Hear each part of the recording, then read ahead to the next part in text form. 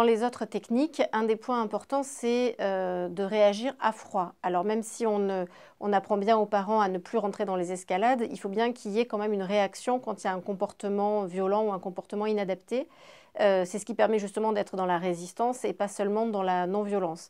Donc il y a différentes façons d'avoir des réactions éducatives à froid, et une des façons un peu, on va dire, spécifiques de la résistance non violente, une technique, on va dire, phare de la résistance non violente, c'est la technique du sit-in.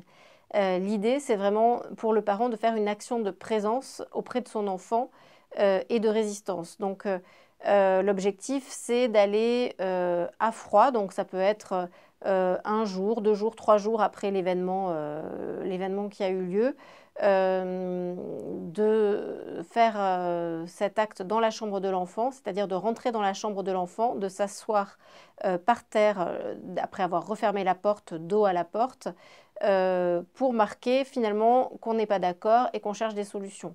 Donc le sit-in, c'est un acte silencieux, comme la plupart des actions de résistance non violente. Elles ne sont pas basées sur la parole, mais elles sont basées vraiment sur la présence et le silence.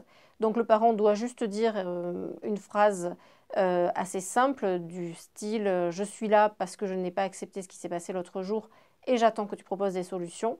Puis rester le plus silencieux possible, sans interagir ou sans rentrer dans une discussion ou dans une négociation avec son enfant.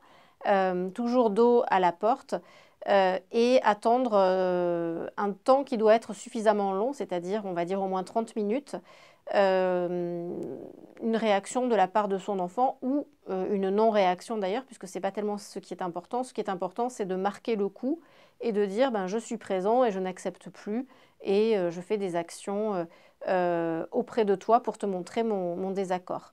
Donc c'est une technique qui peut paraître un peu délicate quand on est face à des jeunes violents et la plupart des parents ont peur en disant mais je vais me faire chasser, je vais me faire frapper, ça ne va pas fonctionner.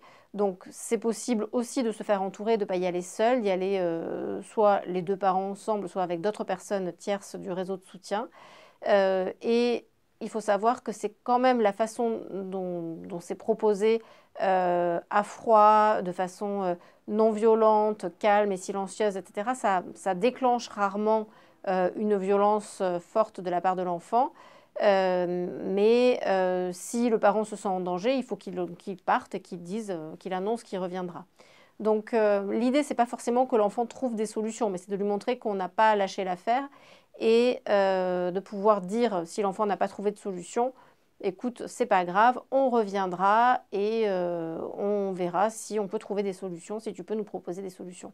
Donc il y a une démarche quand même qui s'inscrit dans la durée et dans la persistance du parent qui montre que finalement il ne cède pas et qu'il n'a pas oublié l'événement qui a eu lieu.